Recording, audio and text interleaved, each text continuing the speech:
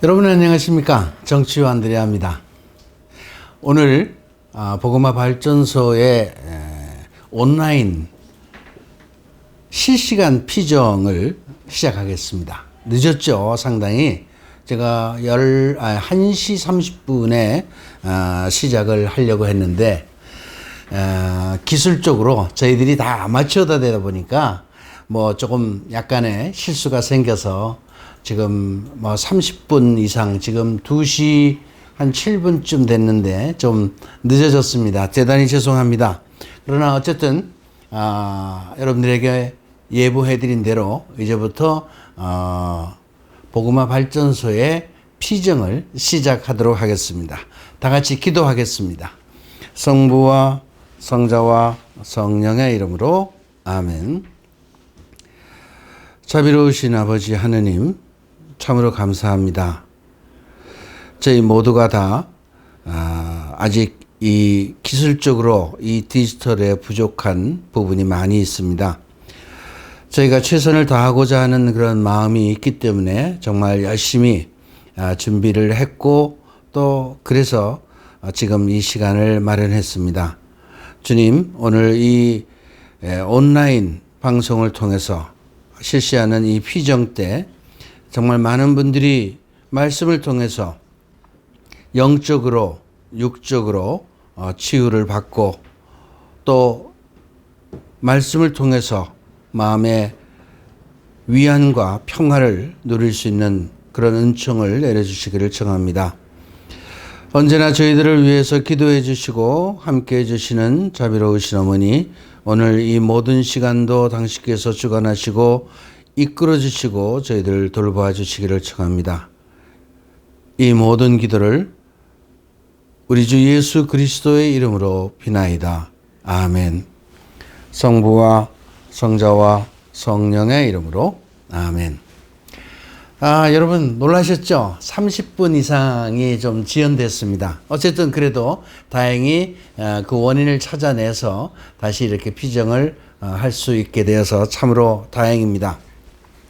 여러분 오늘 무슨 날인지 아시죠? 오늘 안드레아 축일입니다. 저는 아침에 새벽부터 말이죠.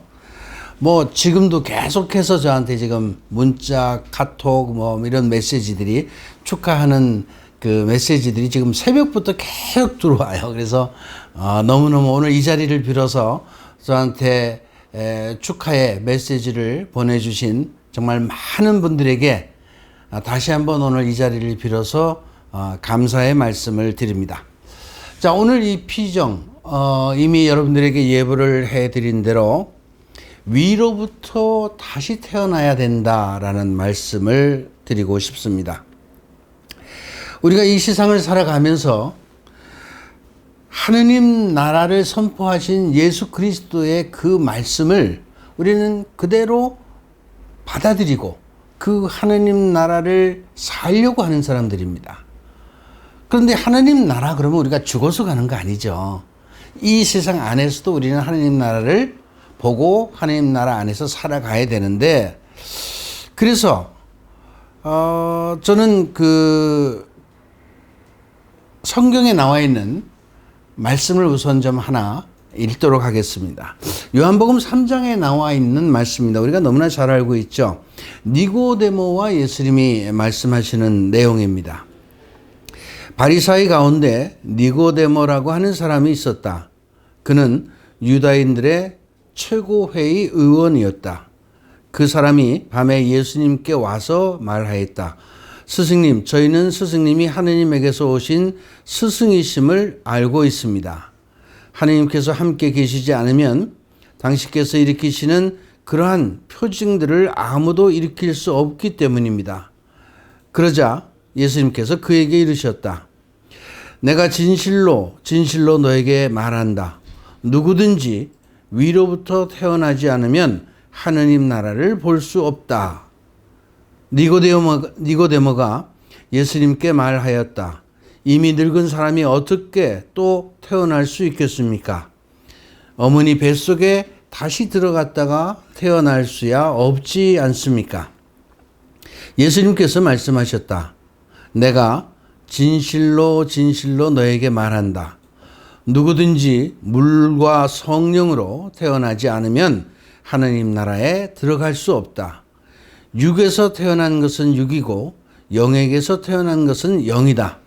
너희는 위로부터 태어나야 한다고 내가 말하였다고 놀라지 마라. 바람은 불고 싶은 대로 분다. 너는 그 소리를 들어도 어디에서 와 어디로 가는지 모른다. 영에게서 태어난 이도 다 이와 같다.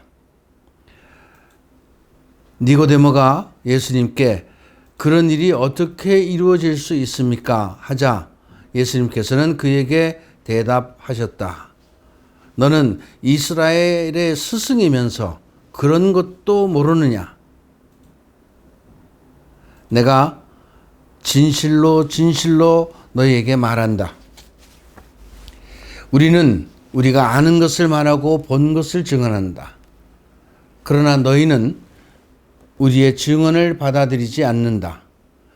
내가 세상 일을 말하여도 너희가 믿지 않는데 하물며 하늘 일을 말하면 어찌 믿겠느냐? 하늘에서 내려오니 곧 사람의 아들 말고는 하늘로 올라간 이가 없다. 모세가 광야에서 뱀을 들어올린 것처럼 사람의 아들도 들어올려져야 한다. 믿는 사람은 누구나 사람의 아들 안에서 영원한 생명을 얻게 하려는 것이다. 하나님께서는 세상을 너무나 사랑하신 나머지 외아들을 내어주시어 그를 믿는 사람은 누구나 멸망하지 않고 영원한 생명을 얻게 하셨다. 하나님께서 이들을 아들을 세상에 보내신 것은 세상을 심판하시려는 것이 아니라 세상이 아들을 통하여 구원을 받게 하시려는 것이다. 여러분, 예수님께서는 이 세상에 오셔서 우리에게 하느님 나라를 선포하시고 우리를 하느님 나라로 초대하셨습니다.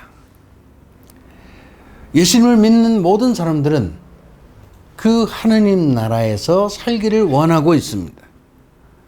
그런데 하느님 나라가 어떤 것인지를 우리가 알고 보려면 어떻게 해야 되겠습니까? 지금 예수님께서 말씀하시듯이 새롭게 다시 위로부터 다시 새롭게 태어나야 된다 그랬어요. 사실은 우리가 하느님 나라에 살고 하느님 나라를 바라볼 수 있고 하는 것은 사실은 우리 인간의 어떤 노력만으로 되는 것이 아닙니다. 우리가 은총의 힘 없이 우리 혼자의 힘만 가지고는 우리가 이런 어떤 장애물을 뛰어넘을 수가 없어요. 그렇기 때문에 우리는 주님의 은총 속에서 살아가야 되는데 우리는 이미 여러분 주님의 은총을 받은 사람들입니다. 물과 성령으로 다시 태어난 사람들이다라는 것입니다. 그러니까 우리가 다시 태어나야 되는데 예수님께서 우리에게 물과 성령으로 다시 태어나야 된다 그랬는데 자, 우리는 이 세상에 살면서 이 다시 태어난다는 것이 결코 쉽지 않죠. 이미 그동안 우리가 살아오면서 축적된 어떤 체험과 지식 때문에 해묵은 자기 자신의 어떤 그 인간의 모습을 버릴 수 없는 그런 인간들도 있다는 거 우리는 알 수 있습니다. 해묵은 그 모습을 버리지 못하는 거죠. 자기가 체험하고 가지고 있는 지식과 뭐 여러 가지 등등으로 인해서. 그러니까 지금 니고데모의 경우도 사실은 그동안 자신이 살아오면서 해왔던 그 많은 것 때문에 예수님께서 하시는 말씀을 처음에는 잘 못 알아들었죠. 어떻게 다시 태어납니까?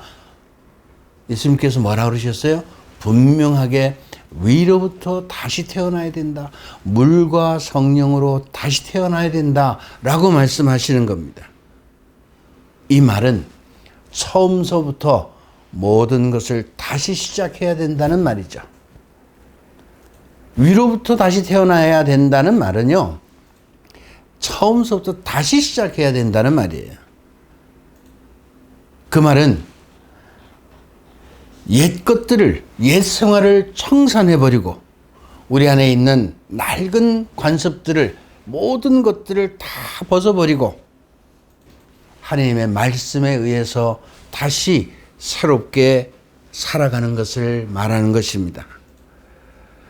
그러한 깨달음을 얻은 사람들은요, 성령의 이끄심에 따라 살아가는데 굉장히 익숙한 사람들입니다. 다시 말하면 어떤 깨달음을 얻고 어떤 성령의 이끄심대로 살아가는, 그 성령께 의탁하고 살아가는 그런 삶을 살아가는 사람들이 바로 하나님의 말씀에 의해서 새롭게 태어난 사람들이죠. 자, 그렇다면 과연 우리는 하나님의 말씀에 의해서, 정말 그 말씀에 의한 깨달음에 의해서 새로운 삶을 살고 있는지, 어떻게 해야 우리가 다시 새롭게 태어날 수 있는지를 우리는 한번 생각해 봐야 하겠습니다. 예수님께서는 물과 성령으로 새로 나지 않으면 아무도 하느님 나라에 들어갈 수 없다. 육에서 나온 것은 육이고 영에서 나온 것은 영이다 라고 요한복음에서 말씀을 하십니다.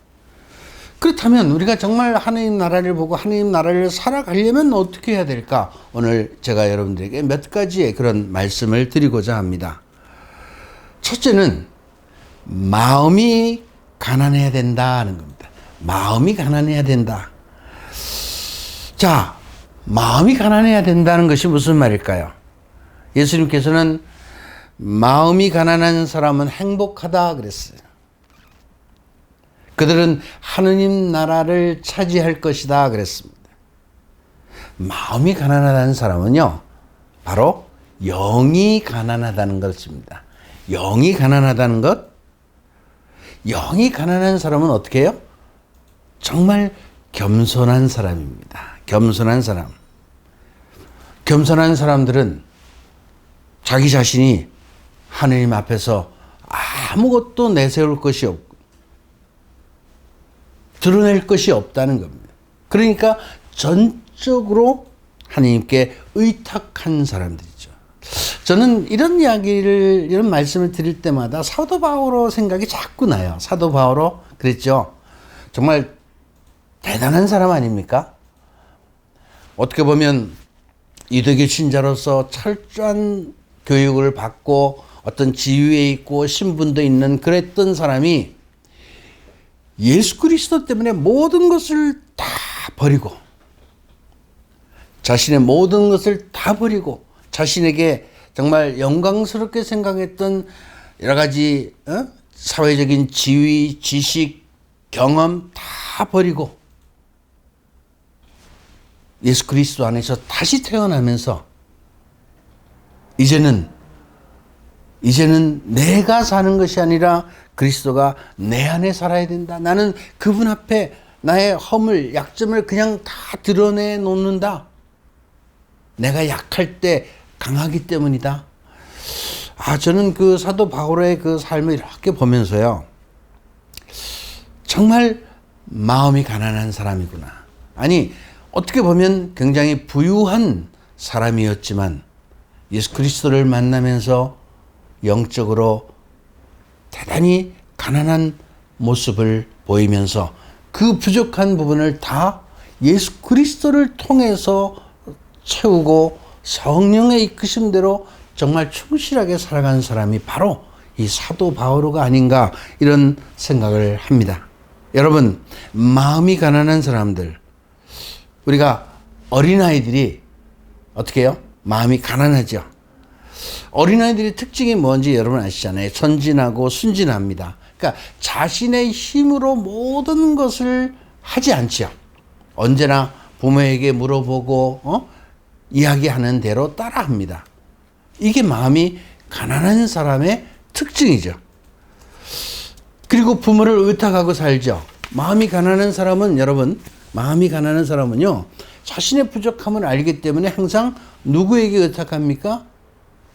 부모님에게. 아니, 우리 그리스도인의 경우는 하느님께 의탁하고 살아가는 사람들입니다. 하느님께 모든 것을 묻고 의탁하고 가는 거죠. 자신의 지식이나 머리를 굴리는 게 아니라, 우리가 하느님 나라를 살아가려면 첫 번째로 우리는 이 마음이 가난한 사람이 돼야 된다 하는 겁니다.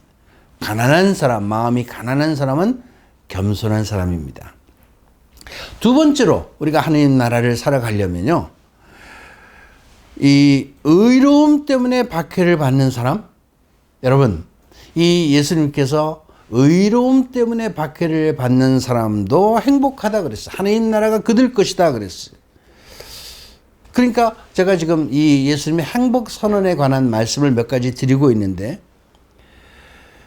하나님의 말씀을 중심으로 삶을 살아가면서 그것 때문에 하나님의 말씀을 중심으로 살아가는 그것 때문에, 다시 말하면 옳은 것을 주장하다가 박해를 받는 사람을 말하는 겁니다. 뭐 잘못 살다가 박해를 받는 건 뭐 당연한, 뭐 그런 소리 듣는 건 당연한 거지만, 여러분, 옳은 일을 하다가 하나님의 말씀을 중심으로 살아가는 사람, 옳은 것을 주장하다가 박해를 받는 사람, 의로움 때문에 박해를 받는 사람, 예수님께서는 그 사람들을 보고 행복하다 그랬어요. 뭐 예수님 자신도 그러지 않았습니까? 여러분, 예수님 자신도 사실은 당시에 사람들에게 하나님 나라를 선포하시고 사람들을 치유해 주시고 사람들을 정말 구원하기 위해서 애쓰셨지만, 당시에 유대교의 사제들, 율법학자들, 바리사이들, 이 사람들에게 시기와 질투를 당하고 그들에 의해서 음해를 당하고 박해를 당하다가 결국 그들에 의해서 십자가에 못 박혀 돌아가신 것입니다. 우리 너무나 잘 알고 있어요. 사실은 예수님의 일생을 보면, 그렇기 때문에 옳은 일을 하다가 박해를 받는 사람, 행복하다고 하는 이 말씀이 무엇인지를 우리는 잘 알고, 하나님 나라를 살아가는 사람들은 하나님의 말씀대로 살아가는 그 삶을 끝까지 잘 지키고 가야 된다라는 겁니다. 그런 사람들은 하나님 나라를 볼 수 있죠. 또 세 번째로는 우리가 하나님 나라를 살려면요, 다른 사람들을 용서해주고 다른 사람들을 심판하지 말아야 됩니다. 사실 우리가 이 새롭게 태어난다는 것은 과거를 청산하는 겁니다. 과거를 청산하는 것. 과거에 우리들의 좋지 못한 기억들, 시기, 질투, 증오심, 뭐 분노, 적개심, 여러 가지 부정적인 생각들, 악습들, 여러분, 이러한 요소들을 깨끗이 물과 성령으로 씻어내고 그 빈 자리에 성령의 은총의 선물로 채워야 합니다. 그래서 미움보다는 사랑을 실천하고 다툼보다는 용서하는 마음을 갖도록 해야 됩니다. 이것이 우리가 이 세상 안에서 하나님 나라를 살아가는데 대단히 중요한 것입니다. 그러니까 여러분, 정말 우리가 이 세상을 살아가는데 뭐 많은 일이 우리 안에 있을 수 있지만, 다른 사람들을 용서하고 다른 사람들을 심판하지 말라는 말씀을 오늘 꼭 드리겠습니다. 여러분, 우리가 이 세상 안에서 정말 그리스도인으로서의 삶을 살아가는데 다른 사람들과 좀 다른 삶을 살아가야 되지 않겠습니까? 그래서 용서하고 심판하고 판단하지 말라. 그래야 우리는 이 세상 안에서 하나님 나라를 살아갈 수 있습니다. 또 우리가 때때로 이 세상을 살아가면서 다양한 경험을 하게 되는데, 우리 사회에서는 때때로 우리가 지금까지 지켜본, 우리들이 경험해본 그런 여러 가지 어떤 사회의 모습들을 볼 때, 때때로 어떤 정의를 가장해서 어떤 사람들을 심판하고 단죄한 그런 많은 예들을 우리는 지켜봤습니다. 그것이 정의를 가장한 심판이라는 것은 시간이 지나서 그것이 다시 뒤집히고 정의가, 진리가 드러났기 때문입니다. 그동안 얼마나 많은 분들이 그런 억울한 잣대에 짓눌려서 심판을 통해서 피해를 보았습니까? 우리가 살아온 그 몇십 년의 짧은 이 시기 안에서도 우리는 많은 것들을 보고 경험했습니다. 그러나 그것이 시간이 지나면 다 드러나게 되어 있다는 겁니다. 어떤 것이 옳은 것인지 그런 것인지 우리는 섣불리 판단하고 심판해서는 안 됩니다. 우리는 언제나 하느님의 뜻이 무엇인가? 하느님께서 원하시는 것이 무엇인가? 늘 거기에 초점을 맞추고 살아가야 이 세상 안에서도 우리는 하느님 나라를 맛보고 살아갈 수 있습니다.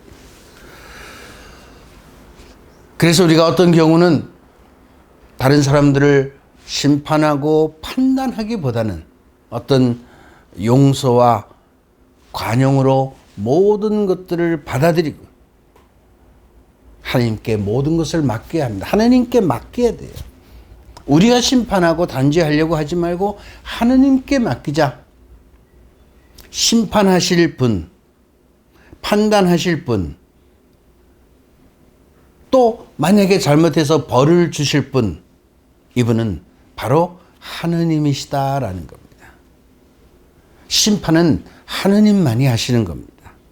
그래서 여러분, 우리가 세상을 살아가면서 정말 하느님 나라를 살아가려면 다른 사람에 대한 용서와 관용, 이것이 우리에게 필요합니다. 왜냐하면요, 여러분, 다른 사람들을 용서하지 못하고 미움을 가지고 있다면 우리 마음속에 평화가 생겨날 수 없습니다.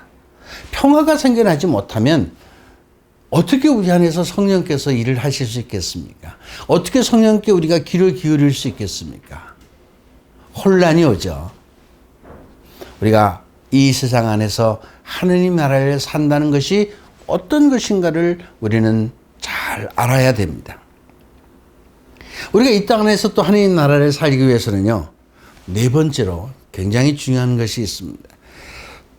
아주 작은 이들을 업신여기지 말라는 겁니다. 우리 주변에 아무리 미소한 사람이라 하더라도 그 사람들을 존중해주고 그 사람들에게 잘해줘야 됩니다. 모든 사람들에게 어떤 평등의식을 가지고 사람들을 대해야 된다는 겁니다.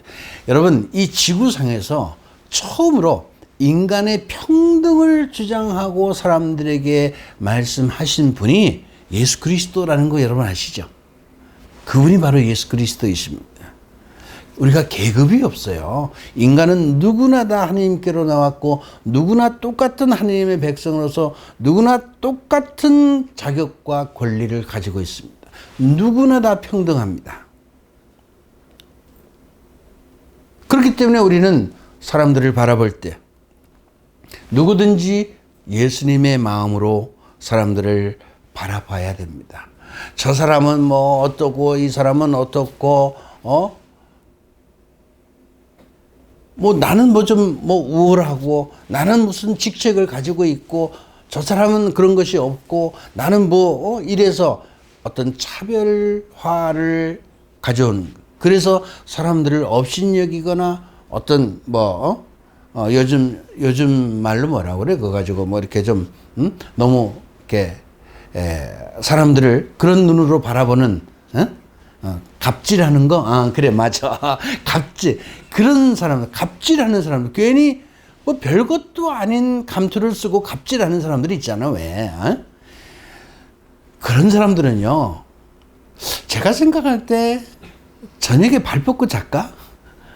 발 뻗고 못 잘 것 같아요. 불안해서 어떻게 발 뻗고 자. 저는요, 그래서 정말 우리 그리스도인들은 어떤 사람이든지 사람들을 누구나 존중해주는 차별의식을 갖지 말고 무슨 어떤 직책이나 직분이 있다 하더라도 똑같은 인간이라는 사실을 여러분 절대로 잊어서는 안 됩니다. 인간의 계급? 이건 누가 만들었어요? 인간 스스로가 만든 겁니다. 조금 더 우월하고 싶고, 조금 더 잘나고 싶고, 그런 거죠. 결국 그러한 어떤 교만과 욕심이 인간의 죄를 짓게 만들고, 그런 죄가 생겨나면서부터 어떻게 해요? 사람들이 하나님하고 멀어지기 시작한 거 아니에요? 그 죄가 생겨나면서도 그 틈에 악이 들어온 거 아니겠어요? 그 악이 세상을 휘젓고 있는 거 아니겠어요? 우리가 이런 점들을 깊이 생각해야 돼요. 우리 그리스도인들이 정말로 생각해야 될 점들은 이 세상을 만드신 하느님의 뜻이 뭐냐? 예수 그리스도께서 왜 이 세상에 오셨고 우리 인간을 구원하시기 위해서 어떤 말씀과 어떻게 살아가셨고 그분이 왜 그런 희생을 하셨는가라는 그것을 우리는 보고 배우고 따라가야 되는 겁니다. 예수님은 당신 자신이 평소에 나는 온유하고 겸손하다라는 말씀을 하셨습니다. 저는 참 이 말씀을 묵상할 때마다요, 많은 생각을 하게 됩니다. 나는 온유하고 겸손하다. 온유하고 겸손. 그러니까 승질 내면 안 되는 거죠, 그죠? 화내면 안 된다는 거예요. 그러니까 제가 승질을 안 내는 게 내가 예수님 좀 닮아가려고, 예수님을 좀 닮아가려고 제가 화 안 내고 승질 안 내고. 여러분, 화내고 승질 내면요, 어떻게 돼요? 이렇게 이 혈압이 올라가고, 소리가 높아지고, 이렇게 열받고 그러면 어떻게 돼요? 이성을 잃어버려요, 여러분. 이성을 잃어버린 인간은 뭐죠?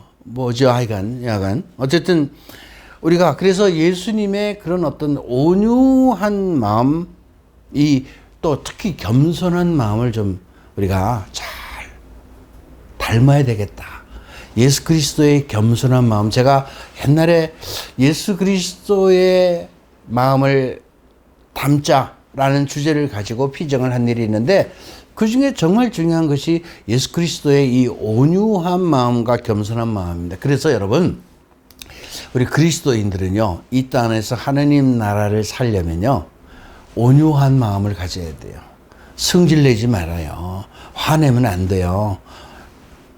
어떻게 해요? 참고 그리고 겸손해야 돼요.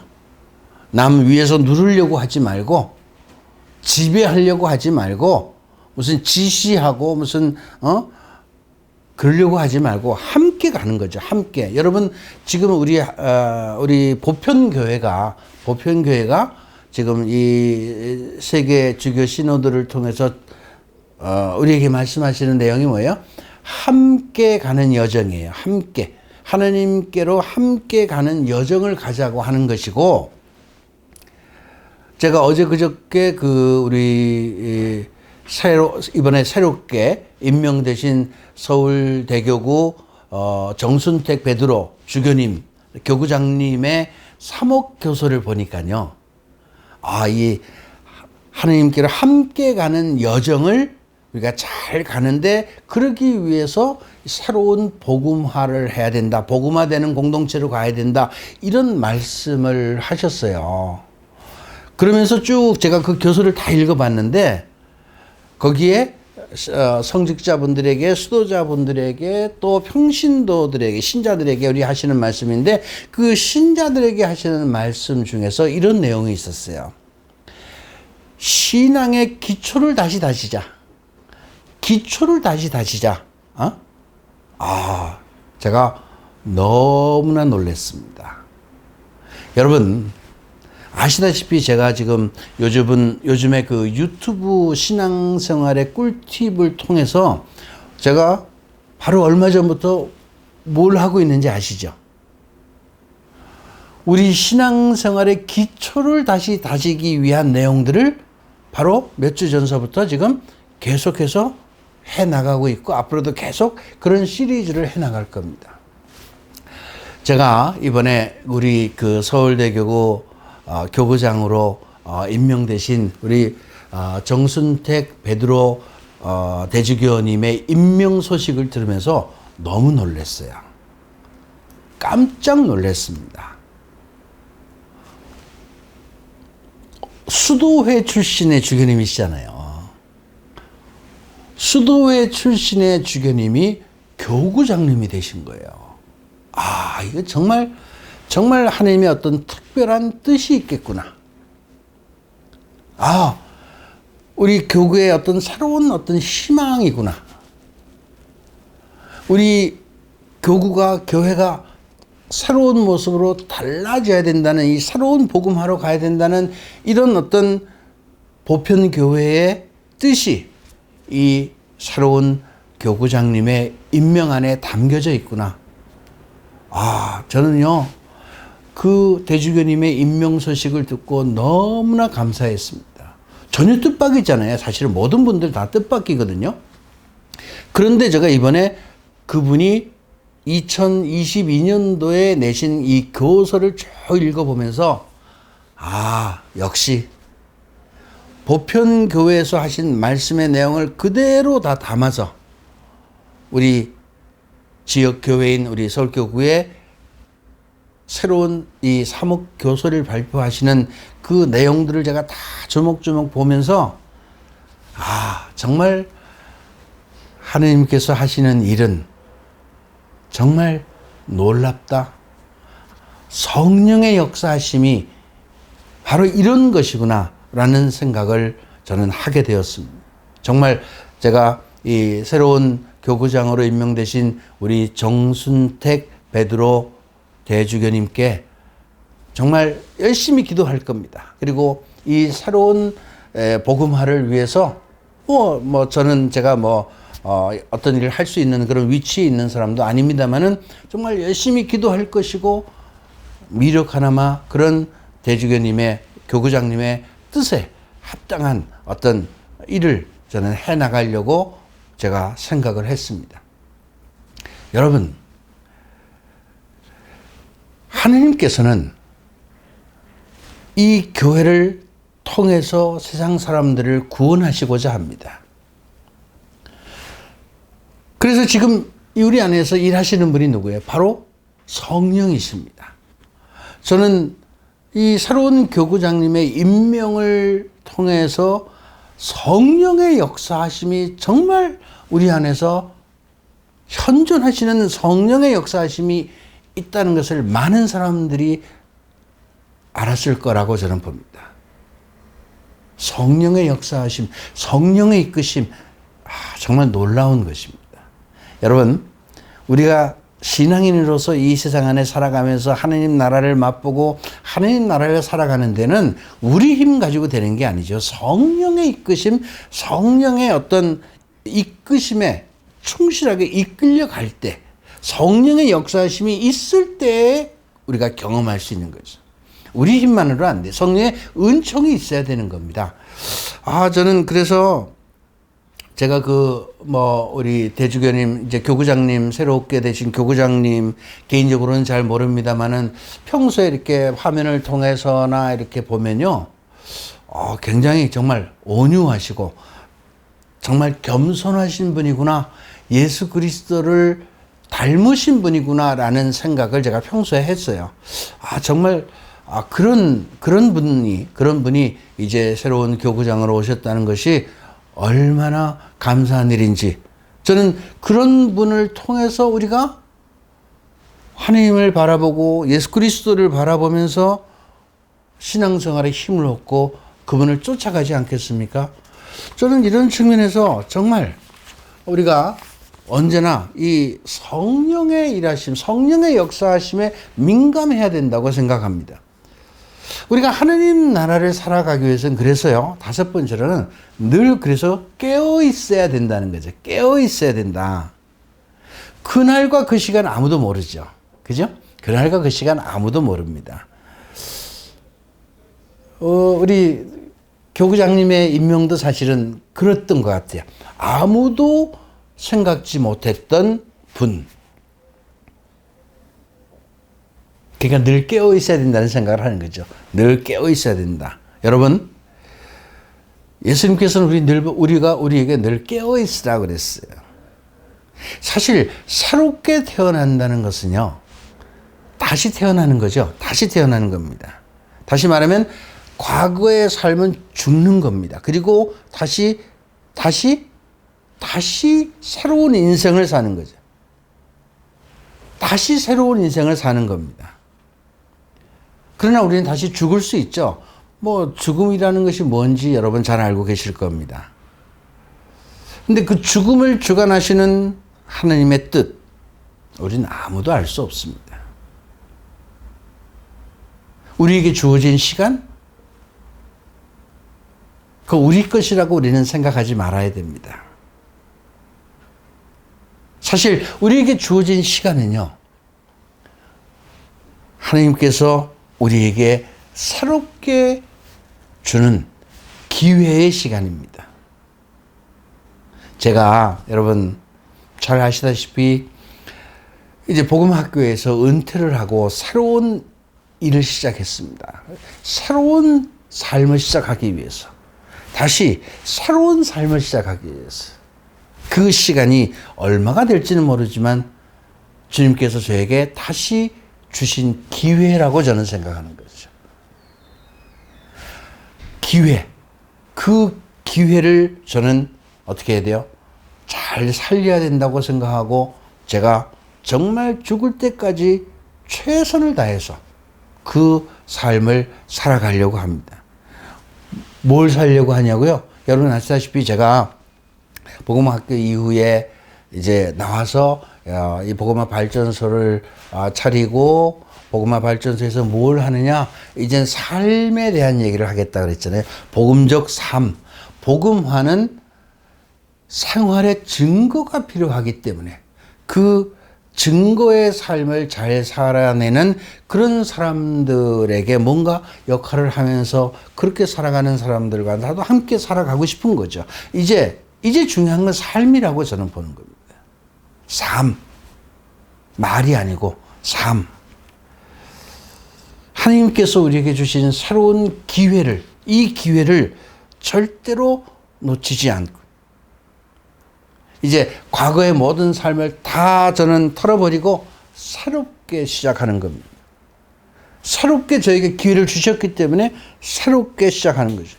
늘 감사하는 마음으로 새롭게 살려고 합니다. 제가 여러분 아시다시피 정말 뭐 저의 신앙 체험에서도 말씀을 드린 일이 있지만 제가 살면서 이 죽음의 문턱에 몇 번 간 일이 있습니다. 한 20여 년 전에 여러분 아시다시피 제가 이제 수술을 하고 그것이 좀 잘못돼서 정말 죽음의 문턱까지 갔습니다. 제가 살려달라고 주님한테 막 애원하지는 않았습니다. 그렇지만 마음속으로 제가 다시 살아난다면 어떻게 할 것인가? 제가 병상에서 많은 생각을 했습니다. 그때는 몸을 움직일 수도 없었고 걸을 수도 없었고 아무것도 할 수 없는 상황이었습니다. 그때 문득 드는 생각이 혹시라도 저를 목숨을 살려주시고 뭐 걷지 못한다 하더라도 목숨을 살려주신다면 제가 휠체어를 타고라도 제가 살아있는 한, 목숨을 가지고 있는 한 정말 어디든지 가서 주님의 말씀을 전해야 되겠다라는 생각을 제가 하게 됐습니다. 그런데 정말 주님의 특별한 은총으로 몸이 회복되어서 오늘날과 같이 다시 여러분들 앞에서 자리를 서서 말씀을 전할 수 있게 되었고 그러면서 지금 또 20년을 복음학교에서 봉사를 하면서 말씀을 전하고 살았습니다. 그런데 하나님께서 저에게 또 다른 미션을 주신 겁니다. 이제는 이제 그것보다는 삶을 더 중요하게 생각해야 된다. 이제는 삶이다 하는 거죠. 이제는 삶이다. 우리가 코로나 이후에 여러분 아시다시피 많은 것들이 급속도로 변해가고 있는 이 시대에 세상의 사람들이 무엇을 원하는 것인가? 세상의 사람들이 어떻게 보면 구체적으로 제가 그 어떤 조사한 내용들을 봤더니 종교적 관심이 떨어졌습니다. 종교적인 관심이 떨어졌어요. 또 뭐 신앙을 갖고 있는 사람들마저도 신앙심이 어떻게 해요? 해이해졌습니다. 지금의 현대에 살아가는 사람들은요, 어떻게 보면 종교보다는 과학을 더 숭상하고 살아갑니다. 굉장히 어려운 시대에 우리가 살아가고 있어요. 그렇다고 우리 그리스도교가 과학을 무시하는 게 아닙니다. 우리 그리스도교도 여러분 잘 아시다시피 과학을 굉장히 존중합니다. 그러나 우리가 믿고 신앙하고 있는 이 신앙의 신비를 우리는 사람들에게 증거하고 선포해야 되는데, 과거와 같이 이제 대면 사회 안에서 마음대로 할 수 있는 이런 시대가 아니라는 거예요. 여러분, 제가 이미 여러분들에게 여러 번 말씀드린 일이 있습니다. 이 코로나 바이러스라고 하는 이 코로나 팬데믹 시대에 우리가 살고 있는데, 이 코로나 바이러스로 인해서 우리 인간들의 삶의 영역이나 뭐 많은 것들이 이제 바뀌었습니다. 그런데 우리가 이 코로나 바이러스에서 언제 벗어날 수 있을까? 제가 여러 번 말씀드렸습니다. 이 바이러스란 끊임없이 변형되어 가기 때문에 이거 쉽게 우리가 벗어날 수 없다고 저는 보고 있습니다. 여러분, 우리가 지금 이 코로나 팬데믹 사태를 겪은 지 2년째 되고 있지 않습니까? 2년 이제 거의 이제 끝나가는데, 그 사이에 여러분, 작년에 우리가 경험했던 코로나 바이러스와 금년에 들어와서 최근에, 아니 뭐 최근도 아니죠. 금년 들어와서 다시 돌연변이가 생겼죠. 여러분 아시죠? 돌연변이가 생겨서 지금 백신을 다 맞은 사람도 코로나 바이러스에 다시 걸리는데, 그것이 바로 돌연변이 때문이다. 그래요. 그런데 아주 최근에, 여러분 아시다시피 지난주에 우리가 들은 소식은 또 놀라운 소식이에요. 그 돌연변이에서 또 다시 변질된 다른 바이러스가 생겨났다는 겁니다. 이것이 금년 연말과 내년에 또 다른 어떤 현상으로 우리에게 다가오고 있습니다. 대단히 큰 위험한 바이러스라고 지금 얘기를 하고 있습니다. 그러니까 계속해서 이렇게 변형되어 가는 이런 바이러스를 우리가 함께 가면서 정말 우리가 할 수 있는 일들이 굉장히 제한되어 있고, 우리의 신앙생활이나 이런 많은 것들이 대단히 정말 힘든 이런 시대를 지금 우리가 살아가고 있는데, 이런 시대에 우리들의 신앙의 삶, 우리들 삶, 이거 어떻게 해야 되겠냐 말이죠. 세상 사람들에게 이제 뭘 가지고 증거를 하고 선포를 해야 되겠습니까? 저는 그 핵심이 복음화인데, 그 복음화에서 이제 우리는 사람들에게 삶을 보여줘야 된다. 그래서 우리 자신이 먼저 복음화되어 복음화하자. 우리 지금 정순택 교구장님께서 교수에 그런 말씀하셨어요.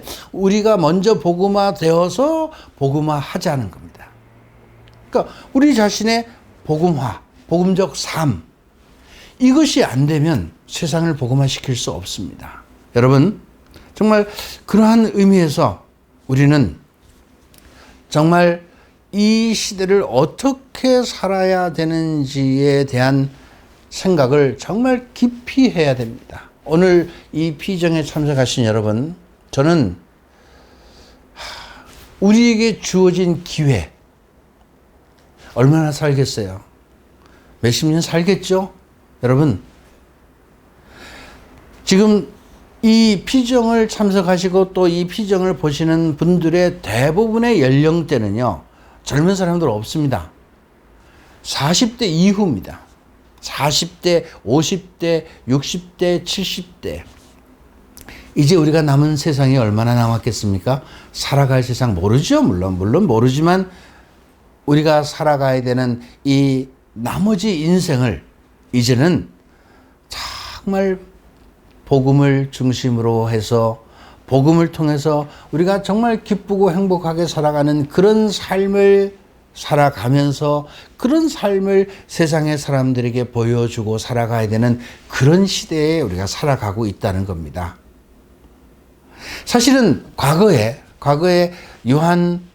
성 요한 바오로 2세 교황님께서 이 새로운 복음화라는 관점에서 말씀할 때 세 가지 관점으로 얘기하셨죠.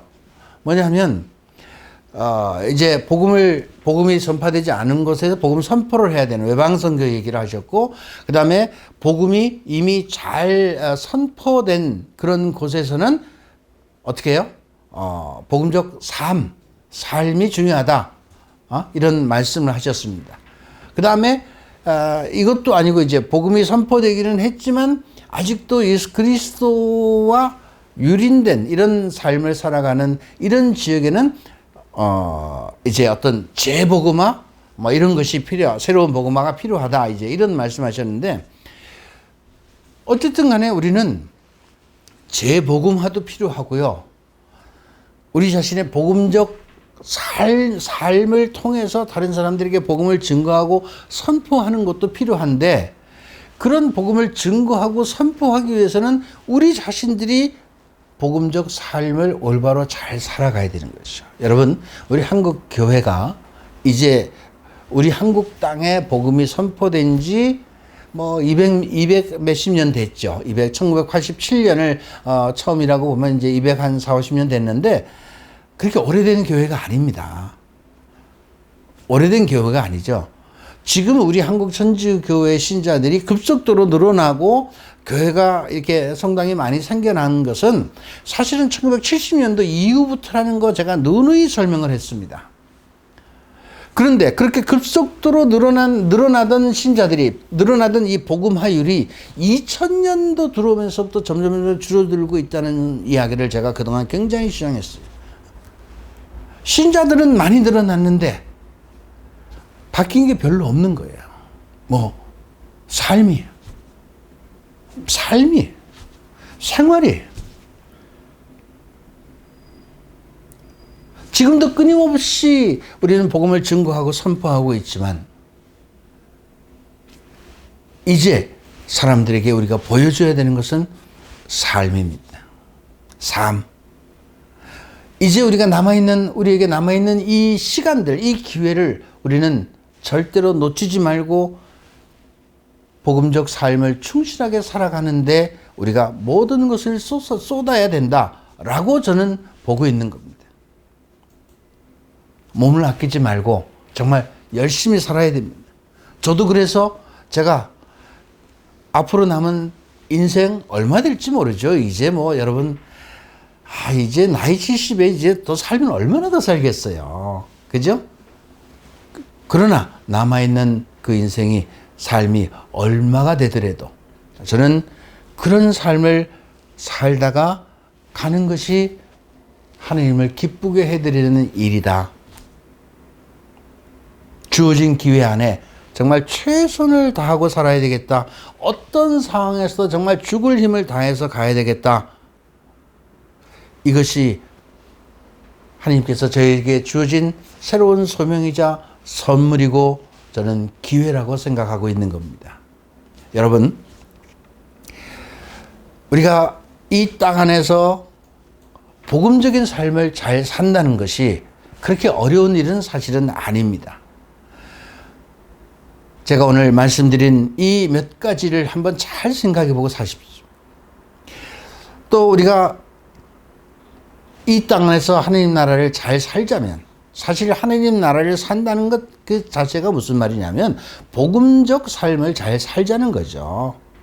복음의 말씀을 충실히 살자는 것이고 주님의 말씀을 잘 따라 살자는 거죠. 실천하고 살자는 거죠. 그러기 위해서는 여러분, 우리는 섬기는 사람이 돼야 됩니다. 섬기는 사람.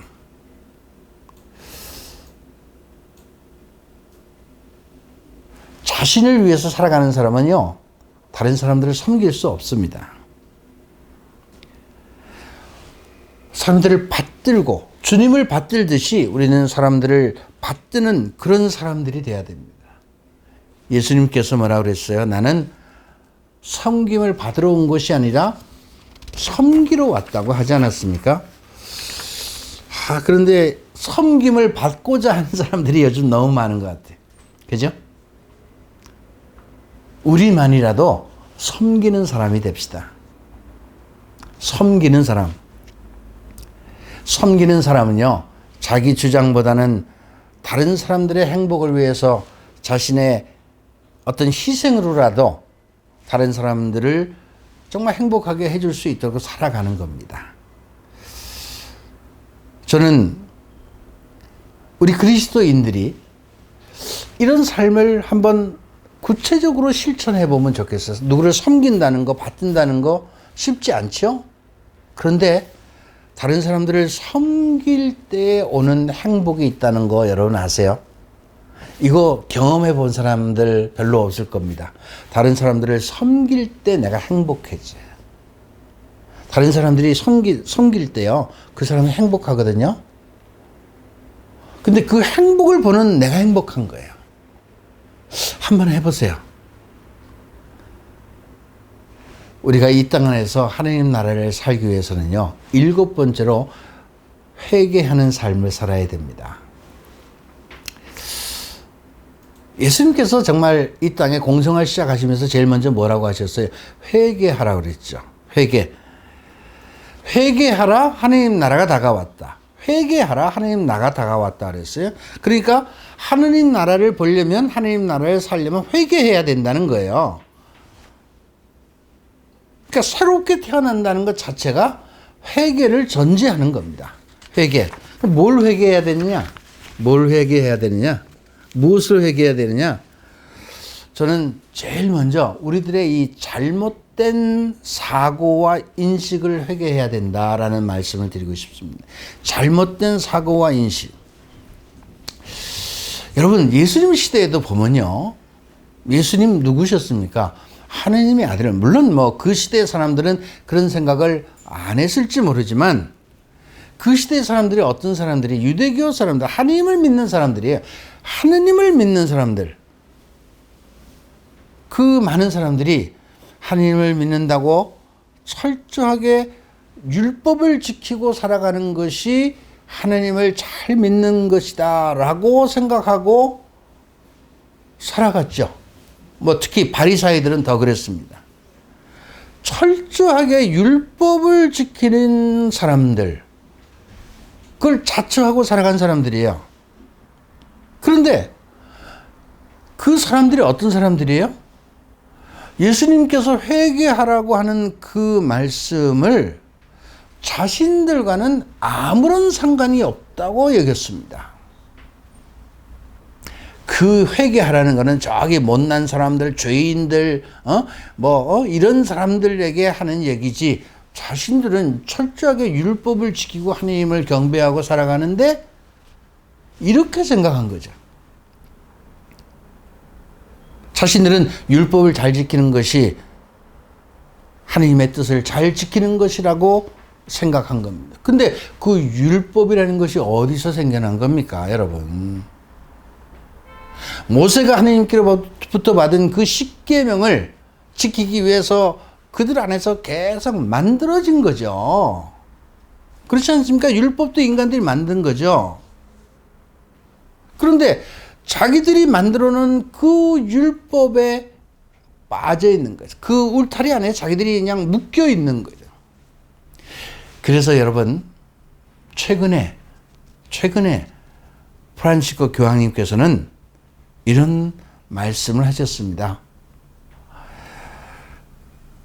이 새로운 근본주의 유혹에 빠지지 말라.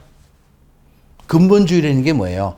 이런 어떤 관습과 제도와 어떤 법에 빠져 살아가는 사람들, 그것이 최고인 양, 아니면 그 안에 숨어서 그 안에서 모든 것을 누리고 살아가는, 그것을 벗어나지 못하는 사람들, 이런 사람들을 근본주의라고 말씀하셨습니다.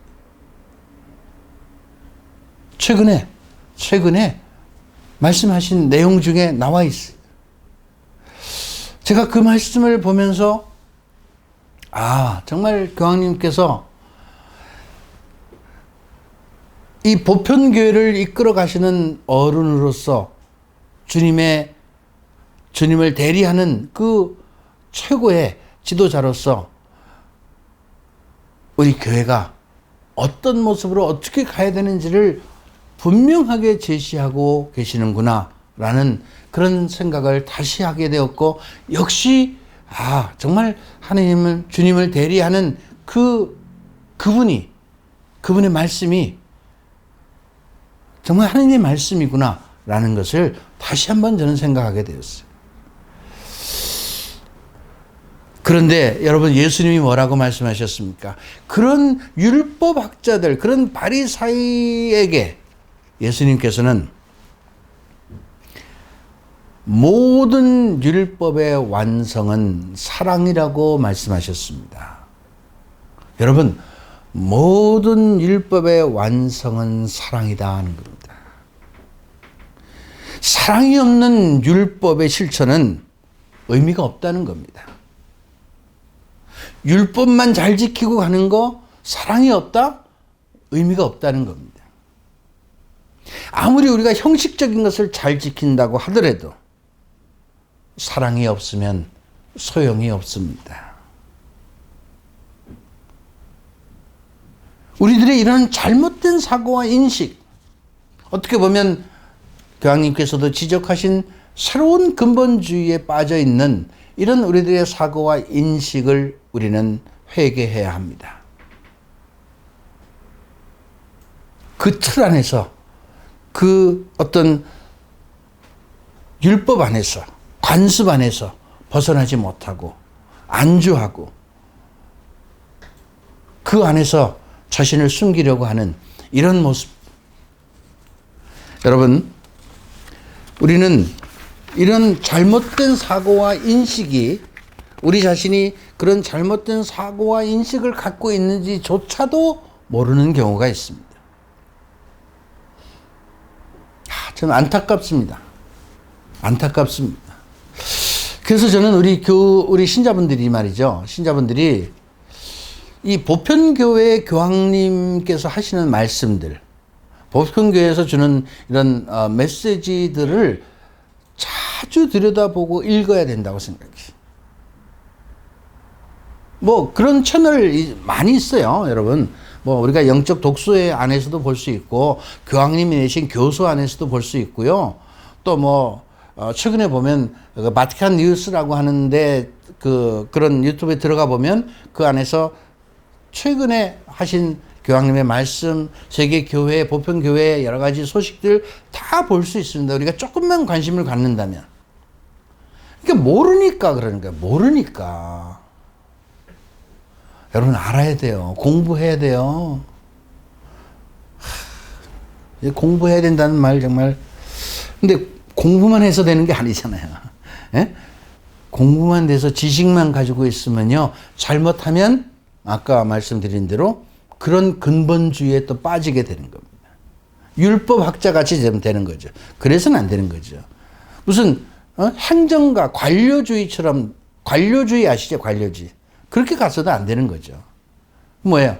사랑이 없는 거예요. 예수님께서 모든 율법의 완성은 사랑에 있다고 그랬는데, 사랑이 없는 율법이 무슨 의미가 있어요? 사랑이 없는 제도가 무슨 의미가 있습니까? 사랑이 없는 규칙이 무슨 의미가 있어요? 여러분, 그렇다면 우리가 고쳐야 될 것이 뭡니까? 이런 잘못된 사고와 인식뿐만 아니라 우리가 바꿔야 되는 것은 바로 우리들의 말과 행동이죠. 어떻게 해요?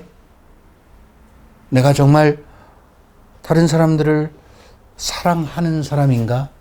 그런 사랑의 마음을 가지고 있는가? 뭐 여러 가지 우리들의 말과 행동 안에서 정말 그리스도의 사랑을, 내가 사랑 많이 받았잖아요. 우리 너무나 많이 받았잖아요. 그런 사랑을 내가 다른 사람들에게 어떻게 얼마나 정말 전해주고 실천하고 살아가려고 하는가? 이런 거 살펴봐야 돼요. 이런 생각 없이 그냥 받기만 하면 신앙적 이기주의자죠. 다른 사람들에게 베풀지 않고 나눠주지 않는다면 그건 그야말로 이기주의자 아니에요? 신앙인이 무슨 다른 사람들에게 베풀지도 않고 나눠주지도 않고 인색하다면 무슨 신앙인이에요? 그렇잖아요? 다른 사람이 힘들고 어려워할 때 관심을 주지 않으면 그것이 무슨 신앙인이냐 말이죠. 무관심, 이런 것들로부터, 인색함, 이런 것들로부터 우리는 회개해야 됩니다. 물론 우리 안에 어떤 교만과 욕심과 이런 잘못된 우리들의 악습이나 습관, 이런 것들로부터도 회개해야 되지만, 중요한 것은 이런 것들은요, 우리가 정말 그리스도를 올바로 알고 믿고 따르고 사랑을 실천하고자 하는 그런 마음을 갖고 가는 사람이라면요, 그렇게 잘못된 생각과 잘못된 판단을 별로 하지 않습니다. 자기 안에 갇힌 사람들은, 이기적인 사람들은 잘 못 볼 수 있어요. 왜? 그 틀 안에 갇혀 있기 때문에. 그러나 그리스도적인 생각을 가지고 가는 사람들은 누굽니까? 기본적으로 어떤 깨달음을 갖고 가는 사람들 아니겠어요? 성령의 이끄심에 민감하게 이끌려 가는 사람들 아니겠어요? 누가 그렇게 살아갑니까?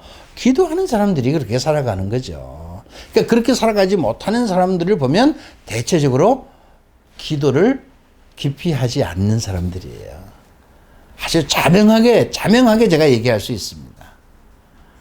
기도를 깊이 하는 사람들은 주님께 늘 이끌리는 삶을 살려고 합니다. 주님의 뜻이 무엇인가를 늘 귀 기울여서 들으려고 합니다. 그리고 그 말씀 안에서 살아가려고 하죠. 그것이 뭐예요? 바로 내 안에서 성령의 역사하심을 드러내는 겁니다. 나도 경험할 수 있고 다른 사람에게 드러내는 겁니다. 예수님께서 루카복음에서 뭐라 그래요? 너희가 나에게 주님 주님 하면서 왜 내 말을 실행하지 않느냐? 여러분, 우리가 주님의 말씀을 다 잘 알고 있습니다. 알고 있죠. 근데 실천하기가 어렵죠. 왜? 욕심 때문에, 교만 때문에. 욕심과 교만은 그래서 하나님의 뜻을 실천하고 살아가는 사람들에게 큰 장애가 되고, 그 욕심과 교만이 드러날 때 어때요? 결국 죄를 짓게 되고, 그 죄를 어떻게 해요? 마귀 사탄이 좋아하잖아.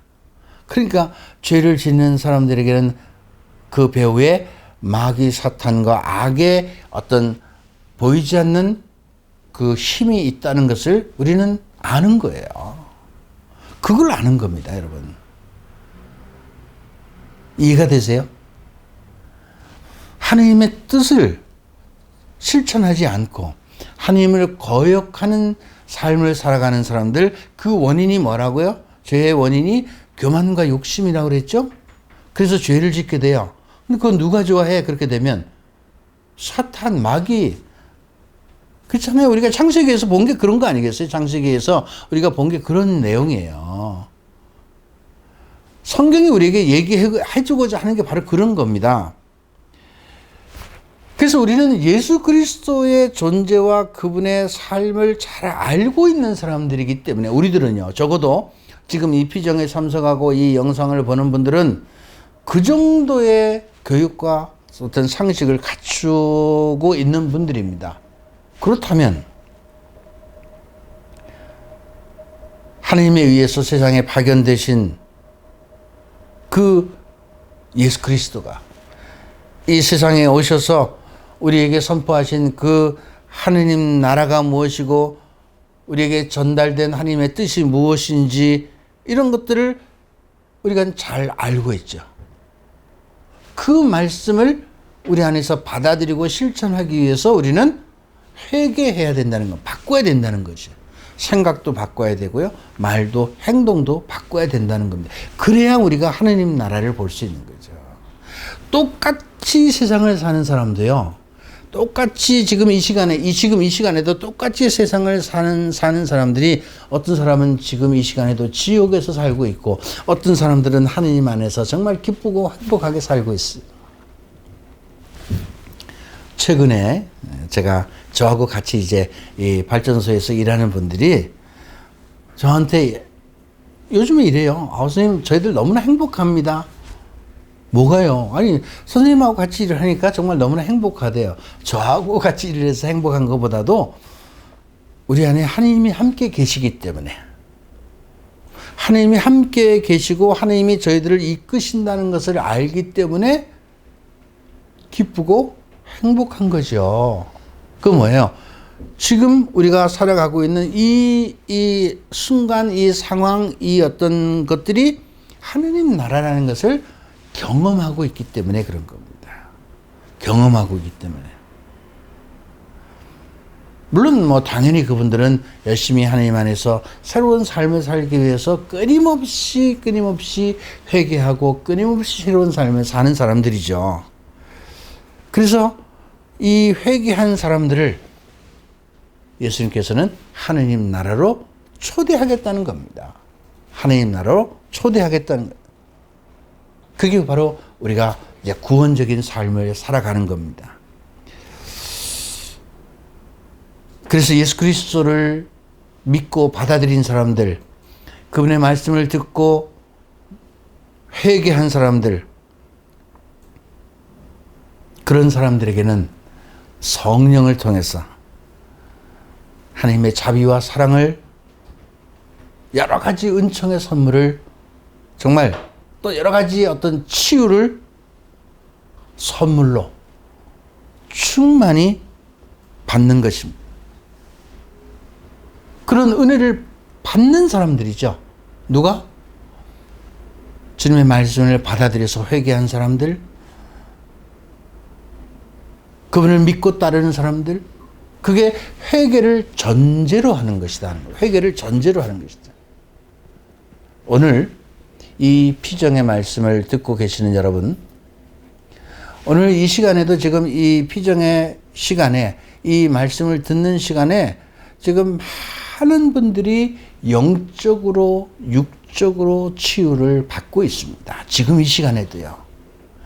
제가 그동안 이 유튜브로 피정을 지금 몇 번 했는데요.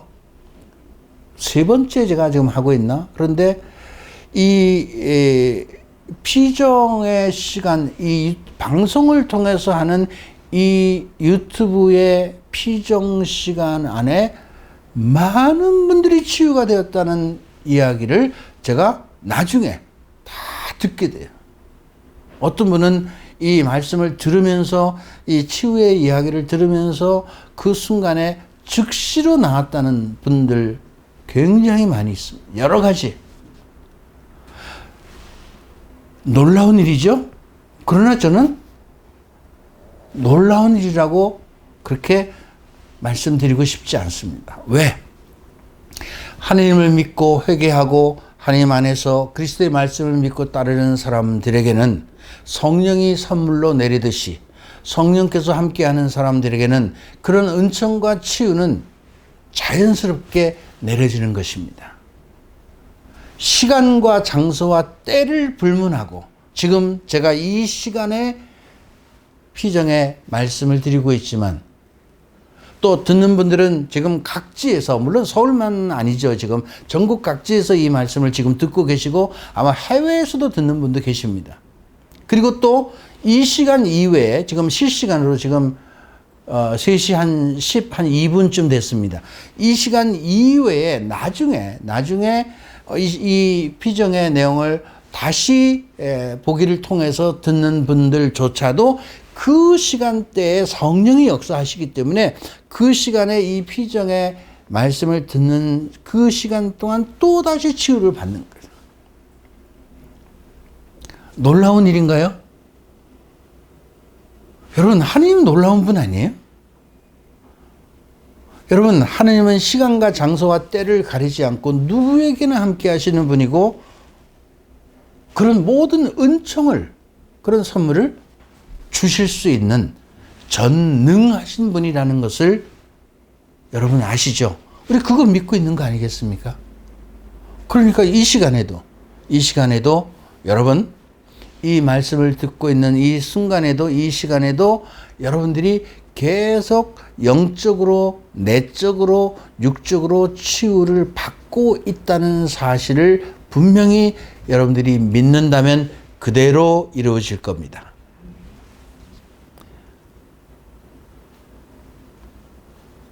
우리는 믿는 대로 받습니다.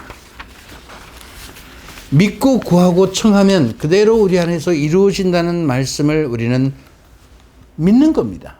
예수님이 그렇게 말씀하셨기 때문에.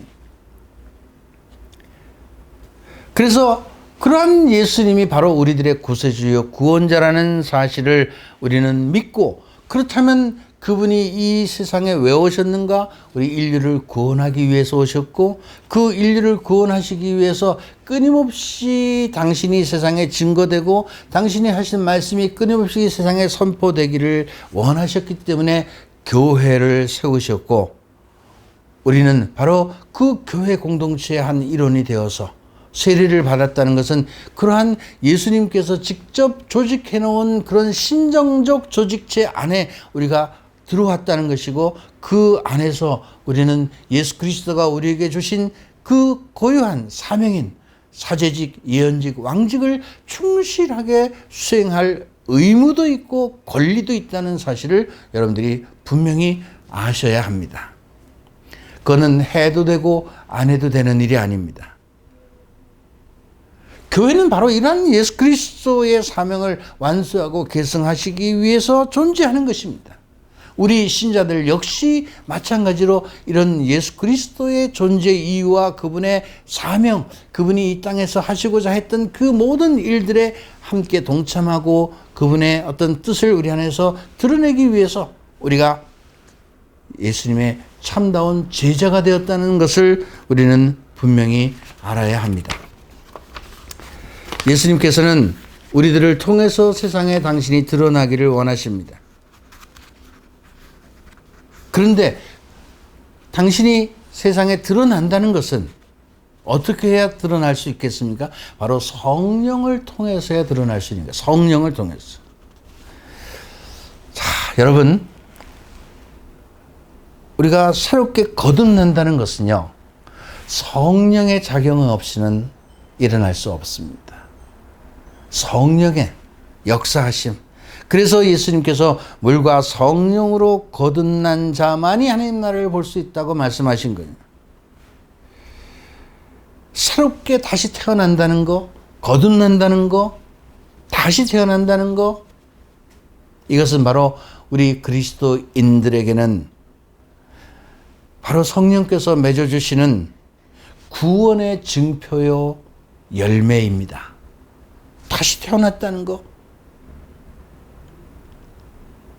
삶으로 보여야죠. 이게 중요한 거란 말이에요. 이게 삶으로 보여. 예수님께서 삶으로 보이라고 그랬잖아요. 다시 태어났다는 것, 회개했다는 것, 새로운 삶을 산다는 것, 이것은 우리 인간의 노력과 힘으로만 되는 것이 아닙니다. 하나님의 성령의 역사하심이 있어야 되는 겁니다. 그래서 우리는 성령을 통해서 다시 새롭게 태어나서 새로운 삶을 살아야 합니다. 만약에 그렇게 살아가지 않는다면 세상 안에서 누가 예수 그리스도를 드러낼 수 있겠습니까? 누가 하나님을 드러낼 수 있겠습니까? 성령이 우리 안에서 역사하시지 않는다면 어떻게 그분이 드러날 수 있겠습니까?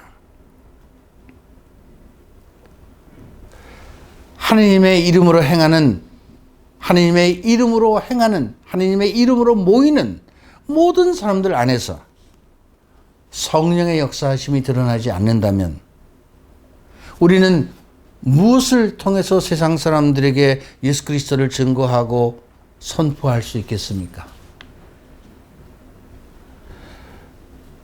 예수 그리스도를 믿고 따른다고 하는 바로 우리 그리스도인들 안에서 하나님의 사랑과 성령의 역사하심을 볼 수 없다면 세상 사람들은 어디에서 하나님과 예수 그리스도를 믿을 수 있겠습니까? 여러분 생각해 보십시오. 그래서 제가 신앙은 관념이 아니고 생활이다 라고 이야기를 하는 겁니다. 과연 우리가 그러한 예수 그리스도를 증거하고 선포하는 그런 사람으로서 내 안에서 성령의 역사심이 끊임없이 일어나는지 드러나는지를 우리는 묵상해야 됩니다. 내 안에 사랑이 있는지, 내가 사랑의 사람인지 아닌지 끊임없이 묵상해야 됩니다. 사람들은 우리들 안에서 바로 하나님을 보기를 원하고 예수 그리스도를 보기를 원하는 겁니다. 예수 그리스도의 모습을 보기를 원하는 겁니다. 우리가 물과 성령으로 다시 태어나지 않는다면 우리는 영적인 사람으로 태어날 수가 없습니다. 이 말은 우리가 물과 성령으로 다시 태어났기 때문에 영적인 사람으로 세상에 태어났다는 거예요. 다시 영적인 사람으로, 육적인 사람에서 영적인 사람으로 태어났다는 겁니다. 그렇기 때문에 영적인 사람으로 다시 태어났기 때문에 우리 눈에는 하나님 나라를 볼 수 있고 하나님 나라를 살아갈 수 있는 겁니다. 하나님 나라에서 살아가는 기쁨과 행복이 무엇인지를 우리가 경험할 수 있고 그것을 다른 사람들에게 증거로 보일 수 있는 것입니다. 그것을 기쁘게 증언하는 그런 사람이 될 수 있는 것입니다. 우리가 믿는 복음의 가치가 어떤 것인지를 우리들 삶을 통해서 우리는 증거하고 드러내야 합니다. 정말 언제나 여러분 언제나 감사하고 기쁘고 정말 행복한 삶을 산다는 거 쉽지 않지만 하나님 나라를 사는 사람들은 그렇게 살아갈 수 있죠. 누가 그렇게 살아가요? 회개하는 사람, 마음이 가난한 사람, 예수님께서 말씀하신 그런 삶을 살아가는 그 사람들 안에는 하나님 나라가 언제나 함께하는 것이고 하나님 나라를 살아가는 사람들이고 그 하나님 나라를 살아가는 사람들은 언제나 기쁘고 감사한 삶을 살아갈 수 있습니다. 그거 우리가 세상 사람들에게 보여줘야 되지 않겠습니까? 여러분, 제가 그거를 하려고 그런 삶을 살아가려고 그런 모습으로 살아가는 그런 사람들을 함께 가려고 그걸 훈련하고 그렇게 함께 가려고 제가 이 발전소를 시작하고 또 두레라는 모임을 시작한 겁니다.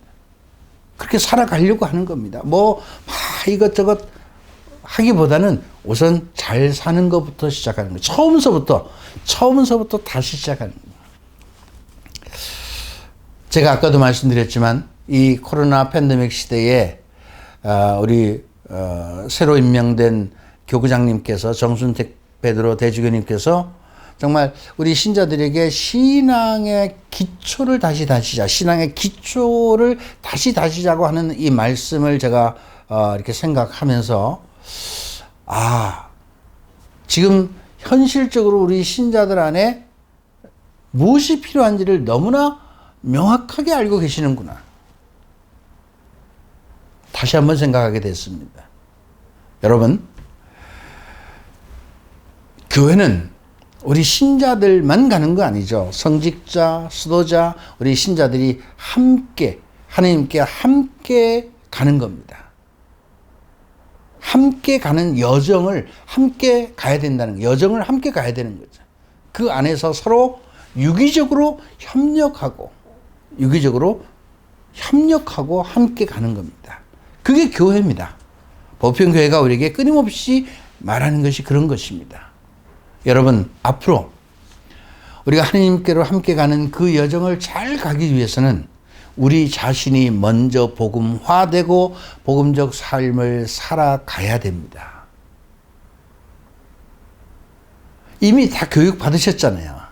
그죠? 이제는 사는 겁니다. 살아가야 돼요. 우리 안에서 끊임없이 하나님이 우리를 사랑하시고 우리에게 끊임없이 자비와 사랑과 은총을 베푸신다는 것을 우리들의 삶 안에서 살아가면서 체험하고 경험하면서 기쁘고 감사하게 살아가면서 그것을 사람들에게 증거하고 보여줘야 된다는 겁니다. 이제 복음화는 이렇게 새로운 방법으로 가야 되는 거예요. 그런 삶을 통해서 다른 사람들에게 이제 구체적으로 선포하는 거죠. 구체적으로 삶을 통해서 증거하고 선포하는 거예요. 지금 우리에게 필요한 것이 바로 그러한 것이라는 것을 여러분들이 꼭 명심하시고요. 오늘 이 위로부터 다시 태어나야 된다는 이 말씀은 우리가 다시 태어나기 위해서는, 새롭게 다시 태어나기 위해서는 모든 것을 버리고 모든 것을 내려놓고 다시 시작해야 된다는 것이고, 어떤 의미로 본다면 우리들 생각과 사고와 인식을 다시 바꾸고 회개해서 새롭게 하나씩 출발해야 된다는 것입니다. 여러분, 하나님은 이 세상을 극진히 사랑하셔서 당신의 외아들을 우리에게 보내주시고, 그를 믿는 사람들은 누구든지 멸망하지 않고 영원한 생명을 우리에게 얻게 해주신다고 요한복음에서 말씀을 하고 계십니다. 저는 이 말씀을 믿습니다. 그분을 믿는 사람은 누구든지 멸망하지 않고 영원한 생명을 얻게 해주실 겁니다. 그뿐만이 아니고 저는 우리에게 보내주신 성령을 통해서 우리가 이 세상 안에서 살아가는 동안에 정말 기쁘고 행복한 이 복음의 기쁨을 누리고 살아갈 수 있도록 우리에게 크신 자비와 사랑과 은총을 베푸신다는 것을 믿고 있습니다. 여러분, 그런 하나님께서 여러분들을 많은 사람들 가운데 당신의 백성으로 뽑으셨습니다. 그리고 여러분들을 특히 예수님의 제자로 뽑으셔서 세상 사람들에게 증인이 될 수 있도록 이제 우리에게 새로운 삶을 요구하고 계시고, 이 새로운 복음화의 시대에 새로운 복음화를 하기 위해서 우리 자신들이 복음화하는 공동체를 이루기 위한 이런 삶에 여러분들을 초대하셨다는 것을 마음속으로 깊게 생각하시고 감사하시면서 사시기 바랍니다. 기도하시겠습니다.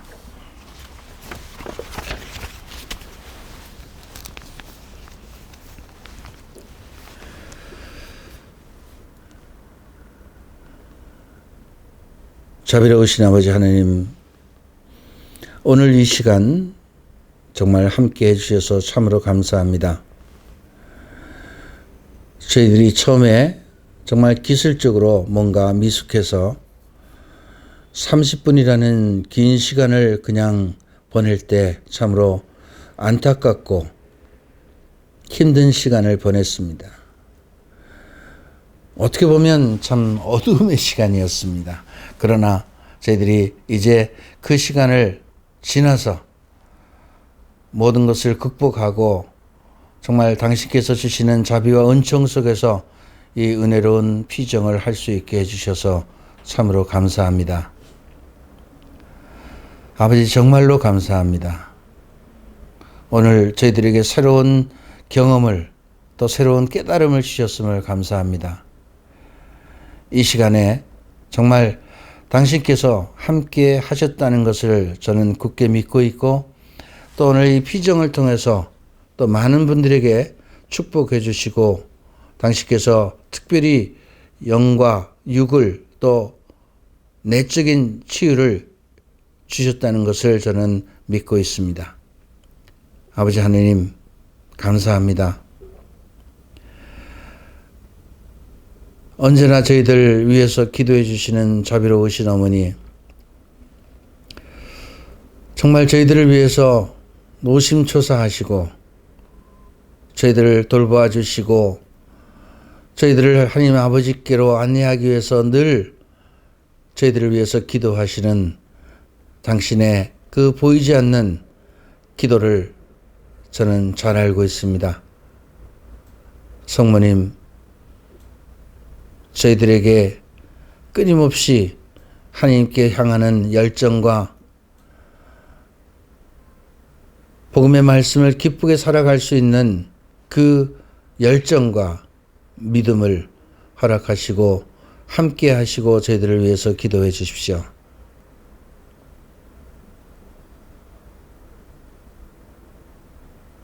감사합니다. 아버지 하나님 감사합니다. 예수님 감사합니다. 성령님 감사합니다. 성모님 감사합니다. 아버지 하나님 진심으로 감사합니다. 예수님 감사합니다. 성령님 감사합니다. 성모님 감사합니다. 지금 이 시간에 주님께서 많은 치유의 은총을 내려주고 계십니다. 특별히 이 코로나 팬데믹으로 인해서 영적으로 메말라 있는 많은 영혼들에게 정말 생명수를, 영적인 생명수를 부어주고 계십니다.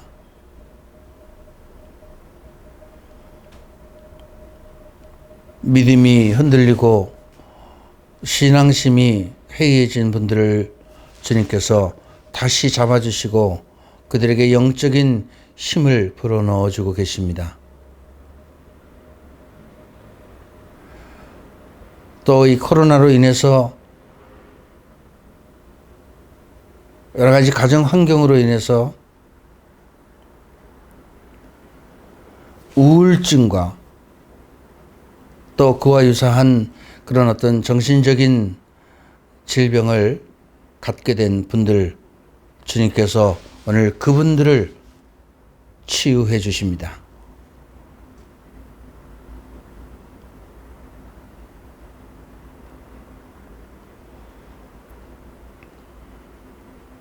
특별히 지금 이 시간에 자녀의 어떤 입시 문제를 기도하고 계시는 분들이 계신데 주님께서 그분의 기도를 들어주셨습니다.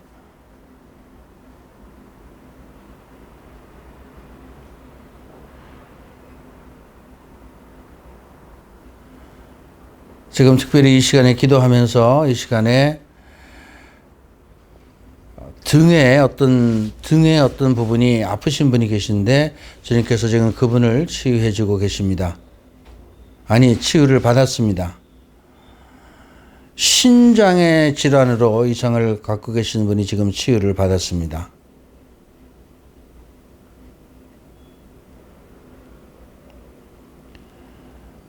그 이명 때문에 고생하는 분이 계신데 주님께서 그분을 치유해 주십니다.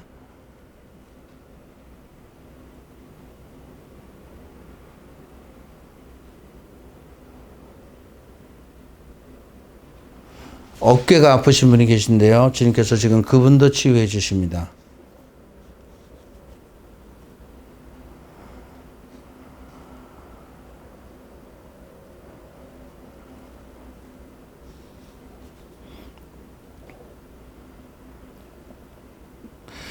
지금 병상에서 이 강의를 듣고 계시는 분이 계신데 주님께서 그분을 빠른 시간에 쾌유할 수 있도록 지금 치유를 해주고 계십니다.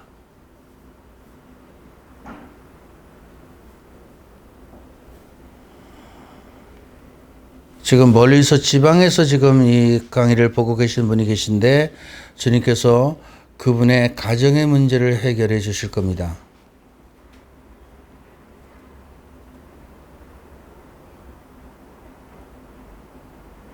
감사합니다, 주님. 감사합니다. 감사합니다, 주님.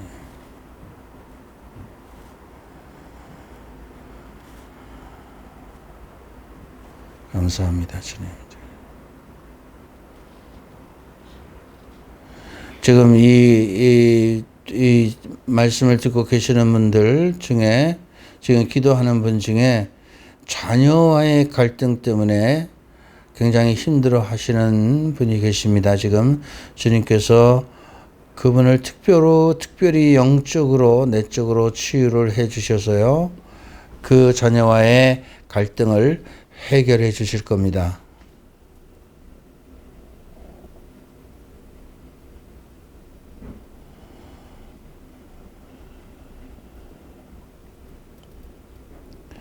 마음속에 다른 사람에 대한 미움과 증오 때문에 지금 굉장히 힘들어하는 분이 계신데, 주님께서 그분에게 마음의 평화를 주실 것이고 미움을 없애주실 겁니다.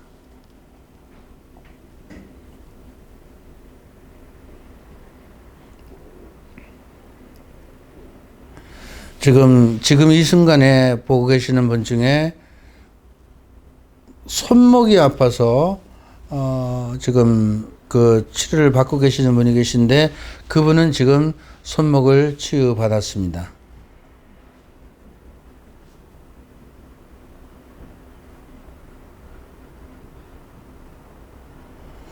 허리가 아프신 분들이, 많은 분들이 치유를 지금 받았습니다.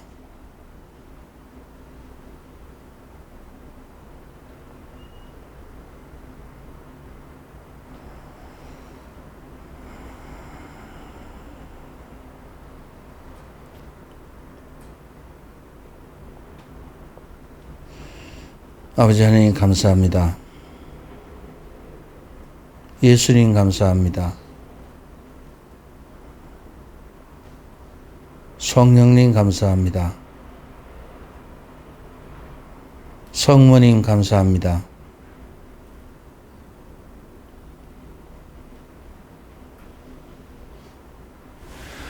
여러분, 제가 지금 이렇게 말씀드리지 않는 부분도 있지만, 많은 경우 우리가 간절히 주님께 청하면 주님께서는 저희들의 기도를 들어주십니다. 치유란 우리 기도에 대한 하나님의 응답입니다. 지금 제가 다 말씀을 못 드렸지만 어쨌든 여러분들이 간절히 주님께 청하면 치유를 받는다는 말씀을 꼭 드리고 싶고요.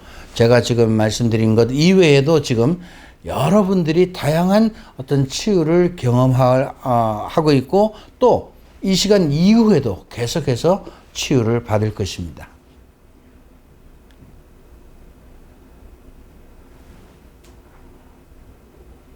오늘 이 시간 함께 해주시고 끝까지 이끌어 주신 하나님께 정말 마음을 다해서 감사를 드립니다.